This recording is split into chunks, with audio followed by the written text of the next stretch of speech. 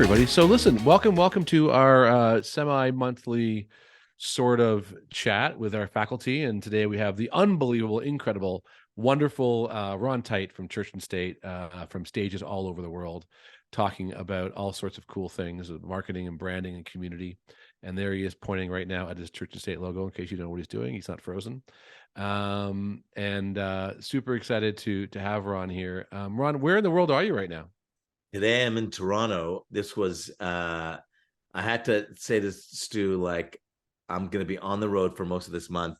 So I was away for 7 days in a row last week, leaving my wife with 2 children. So tonight she was like, I gotta go out. So I called Stu and I was like, I need to delay till 7:30 because I have 2 children upstairs and I cannot get in the way of my wife enjoying a night out. So I'm in Toronto, but next week to Palm Springs for a couple of days, and then Calgary the next week, and then I'm kind of done for the summer. Then travel stops until September, which is nice. Love it. Yeah. Yeah. Ron, so we have some people who don't actually, who are new and don't know who you are, and I want to kind of like take a second for you to a little bit of your own. You can do your own personal introduction of what you do, who you are, rather than me trying to do it and screw it up. Sure. Unlike Stu, I'm an old dad. Yeah. Yeah. I had to laugh when Ron had his first child at the age of 49, right, Ron? Yeah. And I had made a comment to Ron. I was like, Ron, I can't believe at 49 years old you're having a child, because I just had my first grandchild. So we were in different spaces in our lives at that point. Different spaces. So I have a 3 and a 5-year-old who are upstairs right now. So I'm the founder of Church and State, which is an agency that we work with kind of mostly large enterprise clients. Our clients are Walmart, Google, Meridian, which Canadians would know, Worth, Green Shield, a bunch of other folks, Centennial College. And so historically I was a creative director, and kind of was that old school creative director where I just cranked on a bunch of TV spots for years and years and years. And then when I saw that world changing, I left to control my own destiny. So I started Church and State, the author of 2 books. I spend most of my time kind of on the road speaking. So I do about 70 keynotes a year, mostly North America. I'll take 1 or 2 like international ones, but mostly North America, half and half between Canada and the US. Yeah, Ron, we had you at Epic this year, and you were back at the very first Epic in 2019. In between 2019 and 2022, obviously some things happened. Stuff may have happened, and it's interesting to see your perspective change for those who all own businesses on this call, on this Zoom thing. The perspective you see, kind of like in a nutshell, the difference between 2019 and 2022. What are you seeing in the world of corporate marketing, branding? Like, it's a big question, I know that, but like, what are you seeing the difference from our time together in 2019 to our time together in 2022? Yeah, it wasn't we don't have the period, we don't have the amount of unknown, that we had like March 13th, whatever, 2020, where nobody knew what was going to happen. But we're certainly in a period where there is no playbook. And I've been kind of characterizing, I'm working on my 3rd book now, which is the working title is just called Now What, which is just like, what do we do now? Because we're in such a weird period of paradox where, it's like nobody's happy and nothing is working.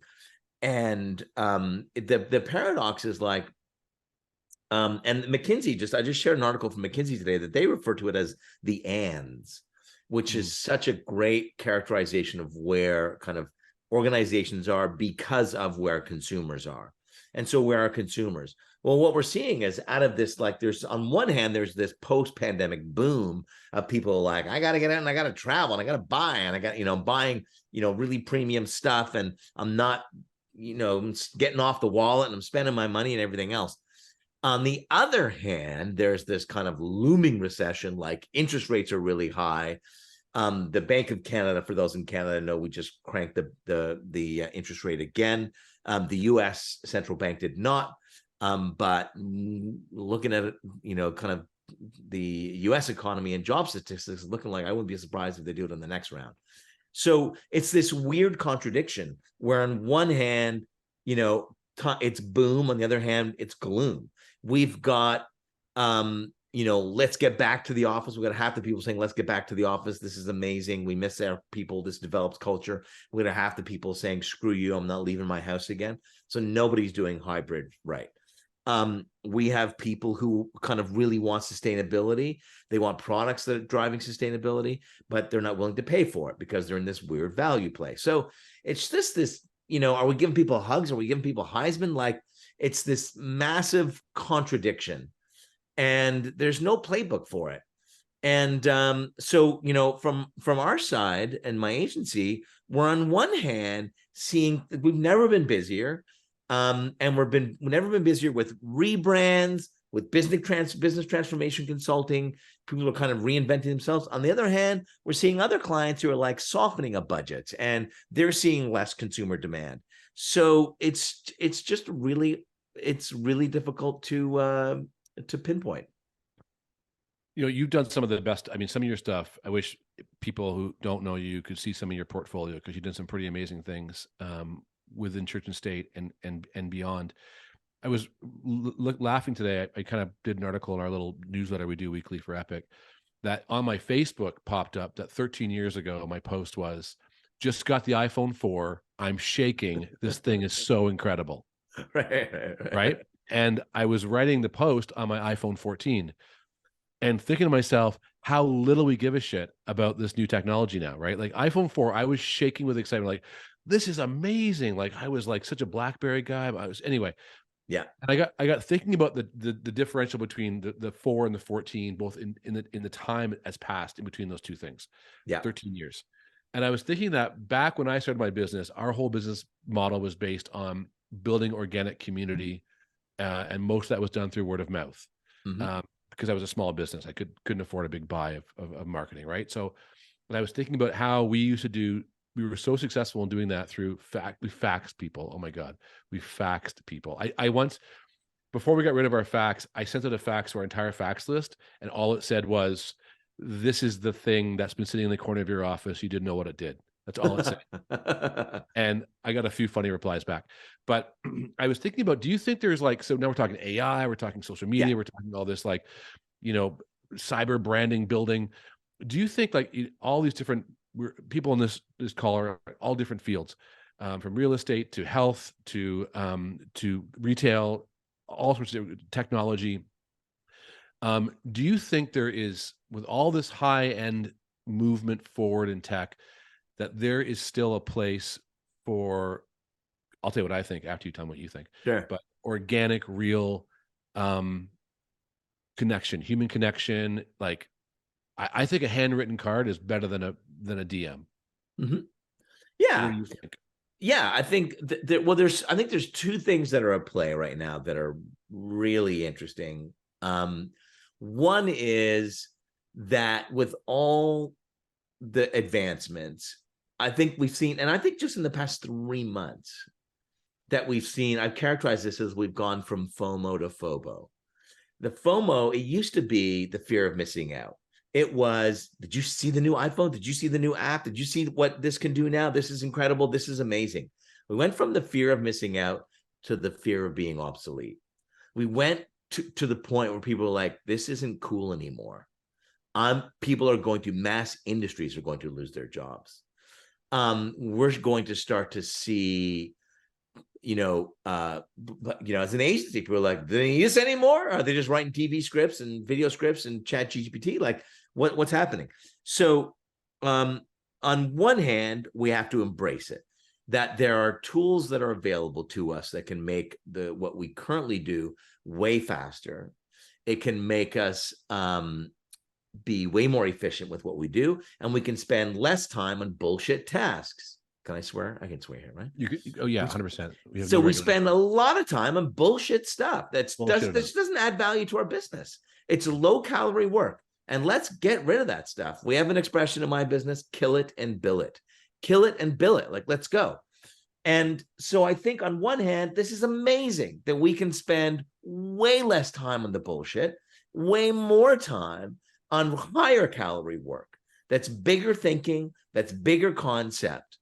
The line I love with this, which I think will support where I know you're going with this, and it's horrible that I don't remember her name, but she was just a random post on LinkedIn.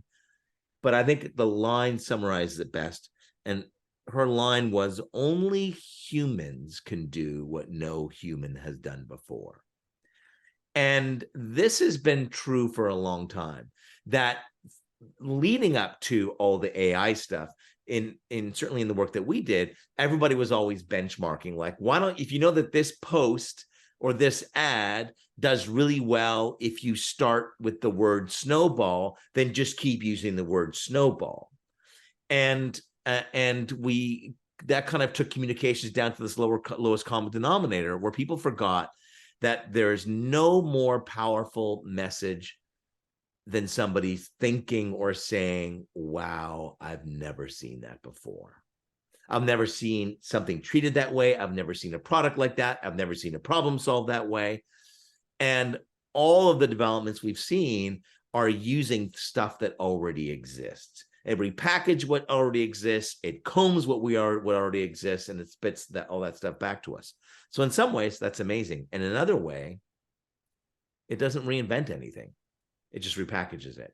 So I think who's going to win the day are big thinkers who can really execute, and they're going to do it by using technology to ensure that they focus their efforts on higher calorie work. Right. So is this the same whether you're a mom and pop shop, bricks and mortar, tech company? Like, is it all the same? Or if you're a large corporation, like if you're like Walmart, or if you're like Stu Saunders Inc., like, is it all the same? I don't think so. I mean, I think there's subtleties within each category and different life stages. And I think it really, the end consumer is the one who pays for all of it, even in B2B environments. They're the ones that fund everything. And at some point, those of us have to be responsible and say, like, who the hell knows? Like, we don't know. I remember when Uber went through all the stuff, like all the horrible things that was happening to Uber in the early stages. And I would have, before that, have said, oh, you know what? Like, if somebody does that old school misogynist stuff, people are going to like just walk, and they'll go to, well, we forgot that people really valued how amazing the product was. And they actually prioritized. It was like, oh, but it saves me so much time, and it's so good. I'm willing to overlook some stuff. And so for brands and categories, I think it's just like, is the attraction of something else better than the attraction of staying with you? And if the mom and pop shop. I had to pause you. What do you mean as the attraction? So what do you mean by that? Kind of. So so let's say, real human connection, is this the thing that's going to win the day? Yeah, I think we'd all like to think that we value human interaction. And so am I going to go to a mom and pop shop because I value human interactions? I want to support that local business. Well, can I pay with my phone? Because if I can't pay with my phone, then maybe it's not as high a value as I thought. And so the attraction of the mobile payment and the ease of all that, or the attraction of something getting delivered to my house the next day, can, in some cases, is way more important to me at this stage, on this day, than the interaction with somebody else. Right. But on a day where I hear that a whole bunch of people lose their jobs, well, on that day, maybe I'm willing to go to a mom and pop shopping because I really want to support local. So it's one of the points in the McKinsey article was people are buying everything from everywhere. Like, they're now using 3 different platforms for one purchase. They're not just walking into a store. They're watching an influencer on TikTok. They're doing a price comparison online, and then they're walking into a store. Or they're watching a YouTube video or seeing a pre-roll, and then they're going to a website and ordering it. Like, there's just the consumer behaviors are just way too complex now to go, it's all the same and everybody's screwed. Right. And I think, I remember when one of the great thought leaders out there, one of the great business people I follow, made a comment, you know, back in end of 2020, 8 months into, the world shutting down, was like, so how's your 5-year plan now? Yeah. And it was like this eye opener. We always teach, get a 5-year plan, get a 2, 5, 10-year plan. And, it's a 6-month plan now, because a year ago we weren't talking about AI to the No, on as a common conversation. no, And I mean, no. so I was going to ask you, like, where are we going next? What should we be doing as business owners? What should we be doing now to market our brand, our conversations, our products, our services? Where do we go from here? And I'm like, can you even guess? Well, I think we need to. I think we still need to buckle like or double down on buckle down. I was going to say buckle. We're going to buckle down on this. Um, you Buckle still up need and to double down. double down on the core, right? You still need to double down the core. I did Canadians. I don't know if they're Canadians or Americans on the call, but Both, and Canadians will Australians. and Aussies. So there was a band called the Tragically Hip, and a big Canadian band, and their manager was a guy named Jake Gold, and I was talking to Jake about the influence of technology and music and stuff, and I love his line: "A shitty band on Spotify is still a shitty band." And there are way too many brands who are jumping to the platform, and they're getting way ahead of themselves, and they haven't built the product yet. And because there's so many techniques, the kind of the latest and greatest techniques are all about jumping the queue, and all about gaming the system, and all about working the algorithm in your favor. And at the end of the day, if you don't build a great product, I don't care what your influence is online. If you might get the first sale, you're not going to get the second, and you can't build a business based on that. So, yes, all this stuff is amazing. It's incredible tools. I love all of it. I'm trying to embrace all of it where I can, trying to introduce it to clients. But a shitty band on Spotify is still a shitty band. And you need to build your product and build your business using old school methods. And then all those other things are tools that can help you amplify and convince other people to join you. Okay, so I have one more question. If anybody has a question you want to throw before we end for Ron, like, just throw the question into the chat, because Ron's awesome. But here's something I was thinking about. Over the years, I run a business for 30 years. And over that 30 years, we have gone from, we used to have mailing parties where we tri-folded things and put them in envelopes and hand, Yeah. and this is what we tri-fold parties, and my staff hated it. Then we went to faxing parties, and then we went to, like, all these things, all these ways to get this information out.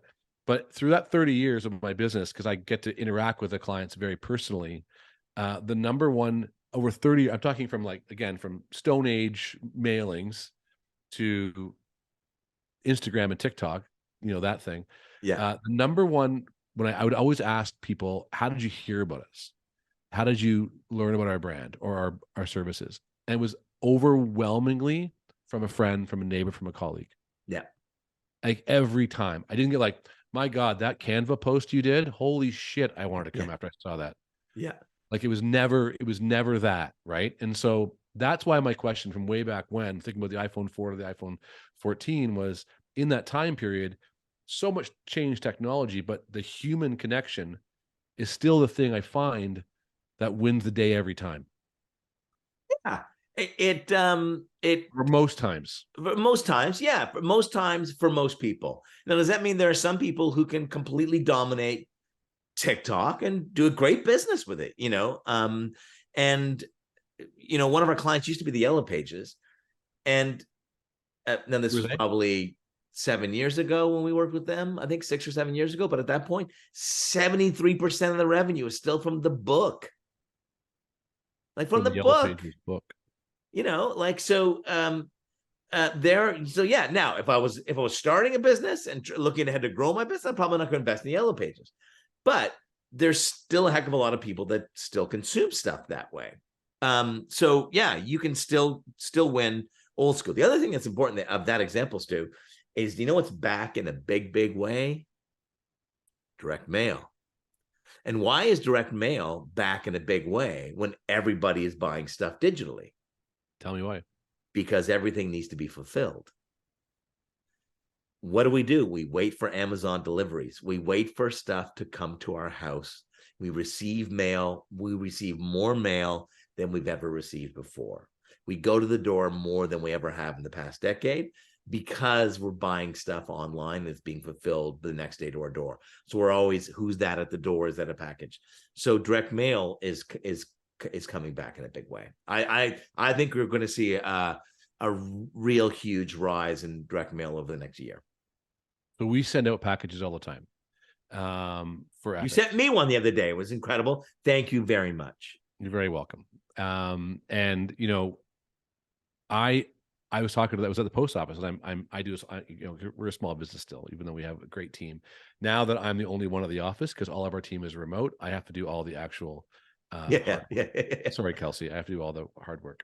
So I have to take these boxes to the post office, and I get to chat with the post office people, and they were saying, and we live in a small town of 1,500 people, and literally she was saying that they have never been busier. She's 20 years she's been at the post office. She goes, we have never been busier. People coming in, mailing things out, getting packages. It's like crazy. So I think there is something what you're saying about mailing things like that direct mail. Yeah, people look forward to it now. So let's say you have a friend of mine runs a real estate business, very successful in Michigan, and he is doing a lot of direct mail. He's doing a lot of meetups. He's doing a lot of like pub nights where they get together, can ask the real estate and then questions like for first time home buyers, all sorts of cool stuff like that. And I'm wondering, like, you're seeing that value in that type of stuff? Yeah, 100%. I think when people say, what should I do? Which is what everybody wants. Everybody wants the hack, right? What do I do to make everybody wants to hack? I was at a family golf tournament this past weekend.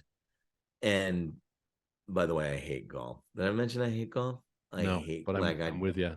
I play golf once a year. Once a year, it's at this family event, and I play 45 holes in 3 days. So it's kind of like, oh, you don't like eggs? Here, just eat 3 dozen. There you go. Then you'll be good for the year. But my cousin was there. He has a small business. He's like, yeah, I'm thinking of getting into social. I'm thinking I should hire somebody to do it for me and stuff. Do you think I should do that? And I said, no, don't do that. I said, you're just trying to check a box. You're just checking a box. Somebody has told you this, you should be on social. And what are you going to do? You're going to half-ass it. You're going to pay somebody $1,000 a week or $1,000 a month or whatever. You pay somebody to do that.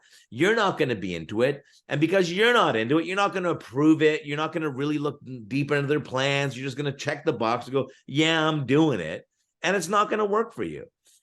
So find what you really have a passion for and do that. And if you're going to do it and crank on it and own that particular channel. The aforementioned client, Yellow Pages, we had come up, it was a small business play, and we had talked about the brand belief we created for them was that, we believe that when businesses thrive, communities thrive. And so it was all small business. And we came with a full content plan, and we started in with a bunch of stuff. And we wrote like 3 blog posts or something. And it took us like 3 weeks to get them approved because the director of marketing was going through them with a fine-tooth comb. And then kicked them back and I just said, if you don't, you got to stop treating these like they're 30-second TV commercials, because you're going through this and the feedback on these like we're spending $600,000 in production on this. We're not. They're a blog post. Kill it and bill it. Let's go. If you don't start approving some shit and get stuff out the door, you're going to be fired, because you're just sitting on a bunch of stuff. And we just keep talking about this stuff. Let's just do it. Get in the process of getting shit out the door. And then we'll reiterate, then we'll refine it. And then we'll get the writing into a place that just is really gold material. But now let's just work the process of crafting, approving, and deploying. Let's start there. And fast. More. yeah, exactly. Yeah, Ryan's got something there, I think. yeah, Gary Vee. You know, if you watch a Gary Vee, you know, he puts out so much content constantly, like 100 posts a day, and I can't keep up with that. My one post a day, programmed at 3 o'clock in the afternoon, it's not doing Yep. anything. Well, but that's a perfect example, right? Can Gary Vee and VaynerMedia, can they be successful doing that? Yes. But you know who's way bigger? WPP, Omnicom, Dentsu, every other advertising holding company is still way bigger. And so, yes, Gary can do it, but that doesn't mean that everybody needs that approach to be successful. Right. Okay. Earlier, it was mentioned that hybrid work was getting botched by companies. How exactly is it being botched, and what is the right way to do it? Before you answer that question, giving you a sec to think about the hybrid, why it's not working. We run a huge program at theme parks. We just ran this program at theme park to over 2,000 kids. Yeah. And the owner, the manager, GM of it, he said, Stu, we're having a buyout tonight for 4,000 people. For 6,000 people. And I said, oh yeah. And it was a large, very large corporation you've heard of. Yeah. And I said, so just like, is it like it's a thank you? He's like, no, they're about to announce that they all have to go back to work. Right. And so they bought them all free passes for them and their family to go to the theme park. And at the end of the night, over a beer, they're saying, by the way, on Monday, you start back in the office. Oh my God. And this I was their hope you way. enjoyed the Zumba flume, everybody. But don't take off those bracelets because you need them to enter the office again. Yeah. That's just an interesting thought. I want to actually email and say, how did it go? But I didn't do that. Yeah. To that, some of you might know a guy named Steve Patterson. Steve is a really good friend of mine who's a Canadian comedian. And I remember all these Canadian references for American and Australian friends. I apologize. Yeah. He's, I don't know just who great people. The equivalent of Steve would be globally. But we were hired to go into a financial institution, was moving people from one office, which had a Starbucks, a gym, a restaurant, and was connected to an underground path to the subway. They're moving them from that building to another building that had no Starbucks, no gym. They had to walk outside. And they said, we want you to make the announcement because you're comedians. And because they're going to be really upset. And so we went in and we said, okay, we'll do it, but we want to do it. We're going to start the meeting off as representatives of HR to make this announcement. And we don't want anyone to blow the gag that we're going to be from HR, and then we'll eventually let them know about it. So what we did was we stood before the room, like at this massive room with all these people, and we're like, we're from RBC HR, and we're here to tell you that we know that we're all moving the office, but our most important resource is not being schlepped in a truck over to that new office. It's you people. You're our most important resource. And change is a good thing. You know, when you get a haircut, you look like a whole new person, right? So you know, that's all great. So when you have a birthday, that's change. You become a whole new person. So all together now, happy birthday, right? And then we said, if you're going to become a whole new person, why not become a whole new animal? So we'd like you to think of an animal. Everyone think of an animal. And everyone's like, are you kidding me? We said, think of an animal. Okay, now we want you to roam around the room as that animal, right? And it was just and they're thinking you're corporate HR people. And they hated us. They hated us. And then we finally broke the gag, and they thought it was funny. But to Ryan's question, so it's not that I guess I think it's getting botched, but I just think that no one's getting it right. And I think it's a lose-lose. I think, you know, on one hand, there is great value in going into an office. There is a culture that develops that you cannot develop like this. There's collaboration that exists that cannot happen like this, regardless of the tools. There is mentoring that exists that cannot happen like this. But I also can appreciate that I'm a person who feels comfortable in an office. I don't face microaggressions in an office. I'm lucky enough that I can have a dedicated space in my house to work from. Like it's there's such a weird thing going on where it's like we finally realize that maybe the office isn't for everybody. And I don't know how we resolve that other than picking days and stuff. But I haven't come across any organization, any employee, or any manager who says we're killing it with the hybrid thing. Everybody is over the moon happy. Everybody, and nobody is. Nobody, everyone's like, it's not so bad. We got to kind of go in. So what is the real answer? I think the real answer is to just try and make it as seamless as possible, to not develop these the haves and the have-nots of the people who are in the office get stuff that people who are in the office don't get. Even when you're in the office, that you've got it set up that it's like a virtual thing. Whereas now, for most organizations, you go into the boardroom, there's 3 people or 5 people, you see them at a distance because they haven't got the right camera, and everybody else is like this on a Zoom call. It's all over the place, and it's a bunch of patchwork that's not really integrated yet.